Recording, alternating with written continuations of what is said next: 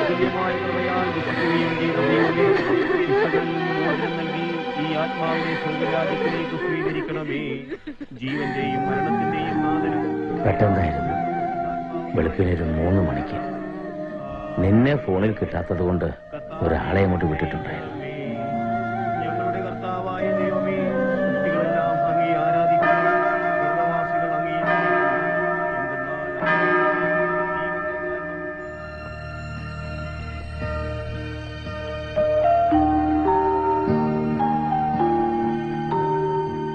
റാഹേല് പറയുന്നതിലും കാര്യമുണ്ട്. ഇന്ന് ഇങ്ങനൊരു അവസ്ഥയിൽ ഈ വീട് വിട്ട് ഇവരെല്ലാം കൂടി അങ്ങോട്ട് വരിക എന്ന് പറഞ്ഞാൽ നാട്ടുകാർ പറയുന്നത് പോട്ടെ, പക്ഷെ അവളുടെ ഒരു മാനസികാവസ്ഥയോടെ നോക്കണ്ടേ സോളമാ? എനിക്കറിയാച്ചോ, ഒന്നും അറിയണ്ടെന്ന് ശടിക്കുന്ന പഴയ സോളമനല്ല ഞാനിപ്പോ. പക്ഷെ ഞാൻ പറഞ്ഞത് ഒരു പെങ്കൊച്ചിന്റെ ജീവിതത്തോടെ തുലാസി തോന്നുകയാണ്. എന്നാ പിന്നെ നിനക്ക് അവളെ ഇങ്ങോട്ട് കൊണ്ടുവന്നൂടെ? ഇവിടെ ആകുമ്പോ ഞങ്ങളൊക്കെ ഉണ്ടല്ലോ. നീ തിരിച്ച് ജോലിക്ക് പോയാലും ഞങ്ങൾ നോക്കിക്കോളൂ അവളെ. അത് വേണ്ട. എന്റെ ആരും അല്ലാത്തൊരു പെണ്ണിനെ ഞാൻ അവിടെ നിന്ന് കൂട്ടിക്കൊണ്ടു പോന്നാ പിന്നെ അത് മതി. തട്ടിക്കൊണ്ടുപോയെന്നാ പിന്നെ സമരവും സ്ഥലം മാറ്റവും ജോലി വരെ തെറിച്ചു പോയെന്നിരിക്കും. നീങ്ങി വന്നേ. നീ പറഞ്ഞത് നേരാ. ഒരു അന്യജാതിക്കാരി പെണ്ണിനെ നീ ഇപ്പൊ കൂടെ ഇറക്കിക്കൊണ്ടു വന്നാൽ അത് പുലിവാല് തന്നെയാ. എടാ, ഞാനൊരു തിരുസഭാ വിശ്വാസിയായ കത്തോലിക്കാ പുരോഹിതനാ. ഞാൻ പറയാൻ പാടില്ലാത്തതാണ്, പക്ഷെ പറയാതെ മനസ്സിലാക്കാനുള്ള ബുദ്ധി നിനക്കില്ലാത്തത് കൊണ്ട് ഞാൻ പറയാം. നിനക്കതിനങ്ങ് കെട്ടിക്കൂടായോടാ? എടാ മണ്ട, ഒരു രജിസ്റ്റർ കല്യാണം കഴിച്ചേച്ച് നിന്റെ ഭാര്യയായി പിന്നെ നിനക്കതിനെയും കൊണ്ട് ഇങ്ങോട്ട് പോരുകയോ അല്ല അവിടെ തന്നെ നിർത്തുകയോ എന്താന്ന് വെച്ചാ ചെയ്തുകൂടായോ? ആർക്കാ ചോദിക്കാൻ അധികാരം? എടാ, നമ്മുടെ ജാതിക്കാരി അല്ലേലും അതൊരു നല്ല പെൺകൊച്ച. ഞാനെന്നാ സ്കൂളിൽ വെച്ച് അതിനെ കണ്ടിട്ടുള്ളതാ. പക്ഷെ അച്ചോ, അവക്ക് എന്നോട് അങ്ങനെ ഒരു എടാ ഉണ്ടാക്കണോടാവേ. അതെങ്ങനെയാന്ന് കൂടി ഞാൻ പറഞ്ഞു തരണോ? അല്ല, ഈ ലോഹയിട്ടുകൊണ്ട് ഞാനിനി അതും കൂടി ചെയ്യാൻ ബാക്കിയുള്ളൂ.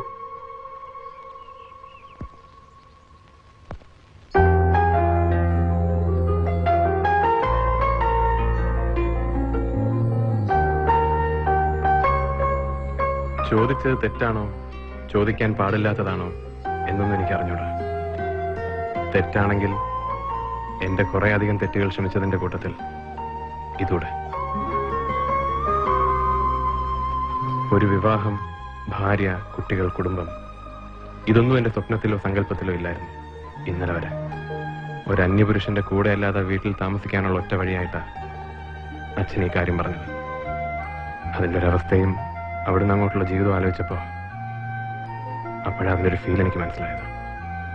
ജീവന്റെ അവസാന ശ്വാസം വരെ ഒരു പോറൽ പോലും വെക്കാതെ ഒരു തരി മണ്ണ് പറ്റാതെ ഞാൻ നോക്കിക്കോളും. ഇത് വിശ്വസിക്കുന്നുവെങ്കിൽ, ഞാനീ പറയുന്നത് എന്റെ ഹൃദയത്തിൽ തൊട്ടുകൊണ്ടാണെന്ന് തോന്നുന്നുവെങ്കിൽ പിള്ളയെല്ലാം ഏർപ്പാട് ചെയ്തോളൂ. ടൗണിലുള്ള രജിസ്റ്റർ ഓഫീസിൽ രാവിലെ 10 മണിക്ക് സകല ദൈവങ്ങളെയും സാക്ഷിയാക്കി ഒരു വിവാഹം. ആഘോഷങ്ങളും അലങ്കാരങ്ങളും ഇല്ലാതെ നമ്മളൊരു ജീവിതം തുടങ്ങുന്നു. നെഞ്ചുരുക്കി കരയുന്നത് കാണാൻ കാത്തിരിക്കുന്നവരുടെ മുന്നിൽ കൈകൾ കോർത്തു വെച്ച് തല ഉയർത്തിപ്പിടിച്ച് നമ്മൾ ജീവിക്കണം.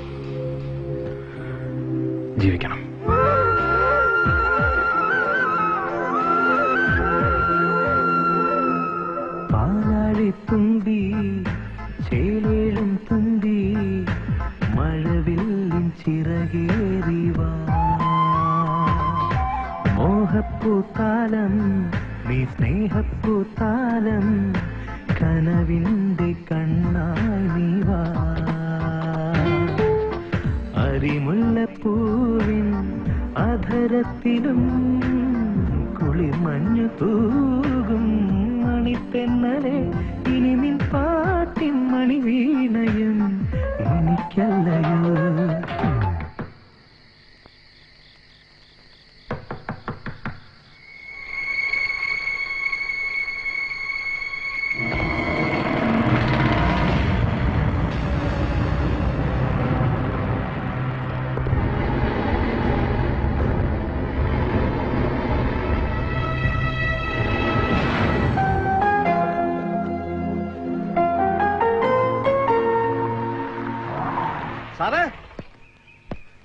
ആ പിള്ളേ വരുന്നു.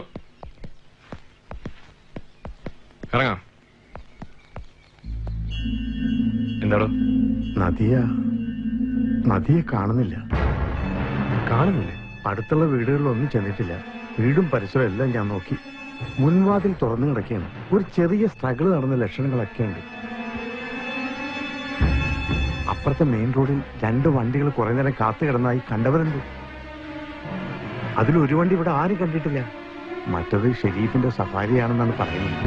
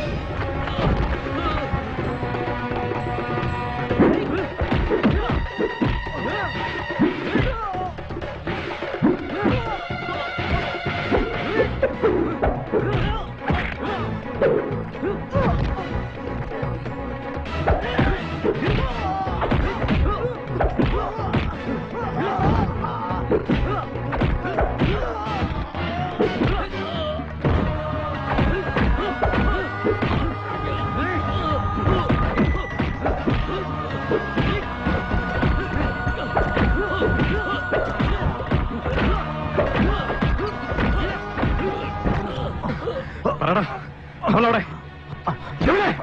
പറയാം, ഞാൻ പറയാം.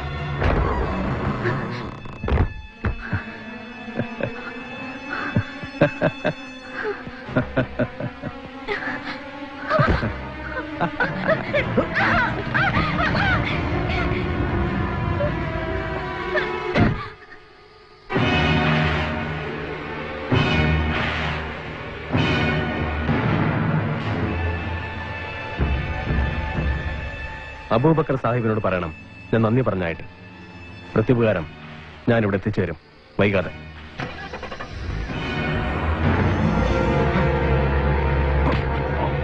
ഉമ്മച്ചൻ അവളെ എങ്ങോട്ട് കൊണ്ടുപോയി? അറിയില്ല, പഠിച്ചവനാണ്, അറിയില്ല. എനിക്കൊരു സഹായം വേണം. പറ മോനെ, എന്നു വെച്ചാ പറ. ഈ ഉമ്മച്ചന് വടക്കേ മലബാറിൽ എവിടെ ക്യാമ്പുള്ളതെന്ന് കണ്ടുപിടിക്കണം. കാസർഗോഡിനടുത്ത്. പെട്ടെന്ന് വേണം, വളരെ പെട്ടെന്ന്. ഒരു 5 മിനിറ്റ്. ഞാൻ ഇപ്പൊ തപ്പിയെടുത്ത് തരാം. ഞാൻ മംഗലാപുരത്ത് നിന്ന് വന്നോണ്ടിരിക്കാം. വൈകിക്കണ്ട, വിട്ടോ, ഞാൻ പോയി എത്തിക്കോളാം.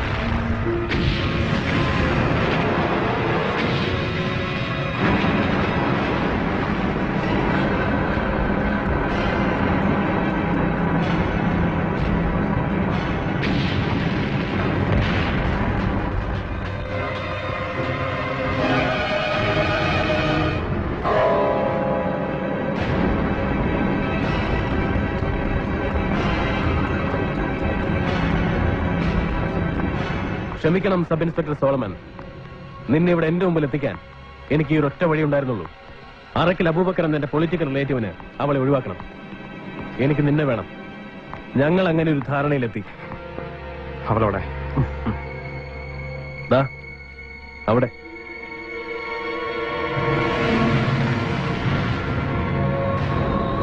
കുറെ തോട്ടകൾക്കും വെടിമരുന്നുകൾക്കും നടുവിൽ മരണത്തിൽ നിന്ന് ഒരു കുഞ്ഞു തിരി മാത്രം അകലെ.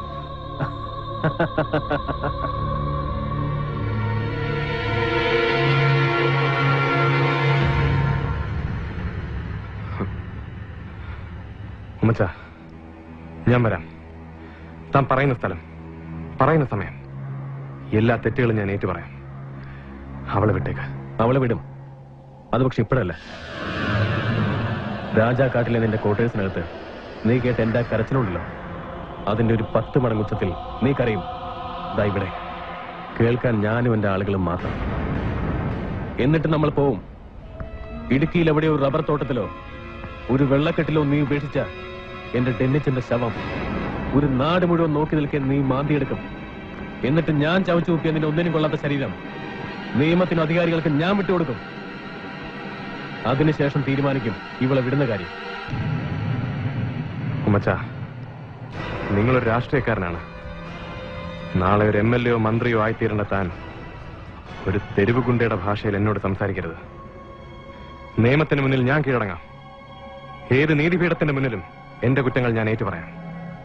പക്ഷെ ഒരു തെറ്റും ചെയ്യാത്ത അവളെ ഇതിന്റെ പേരിൽ ശിക്ഷിക്കരുത്. രാഷ്ട്രീയക്കാരൻ MLA-ക്ക് അവിടെ ജനമധ്യത്തില്, ഇവിടെ ഈ കരിങ്കൽക്കോറയ്ക്കകത്ത് ഉമ്മച്ചനൊരു ഗുണ്ടയാണോ? വെറും 3ാം ക്ലാസ് തെരുവ് ഗുണ്ട. സംശയമുണ്ടോ എനിക്ക്?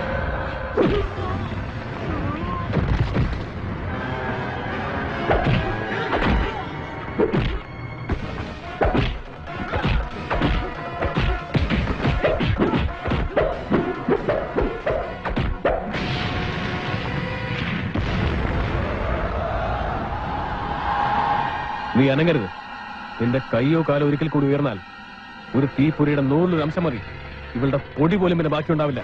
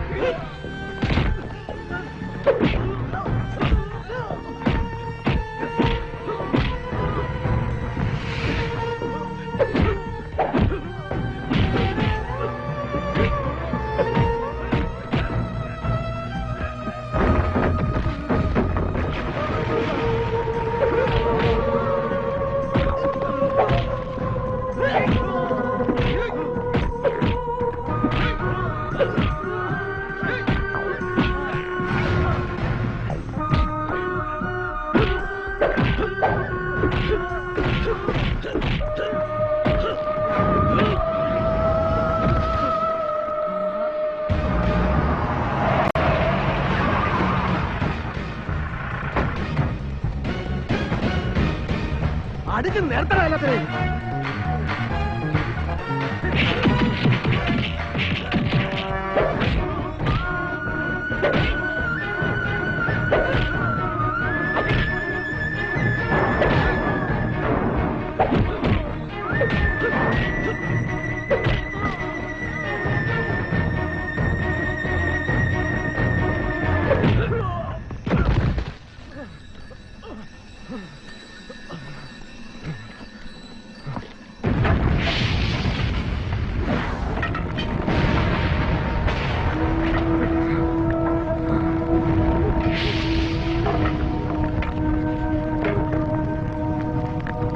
ഒരു കയ്യബദ്ധം, എന്തെങ്കിലും അവിവേകം ചെയ്തു കാണും.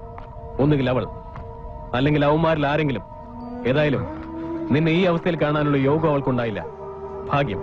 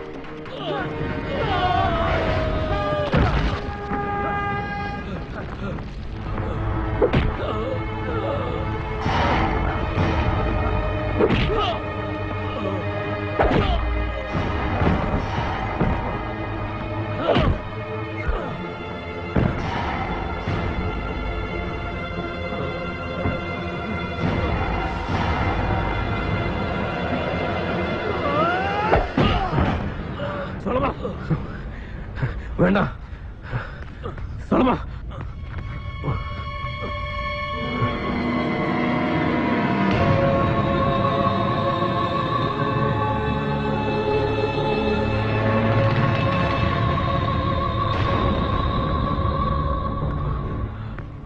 സോളമ, സോളമ.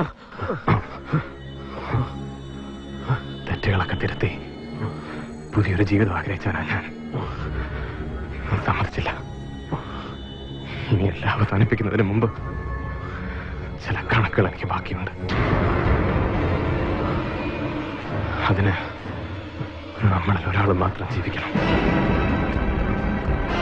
നീ വേണ്ട ഉമ്മച്ച.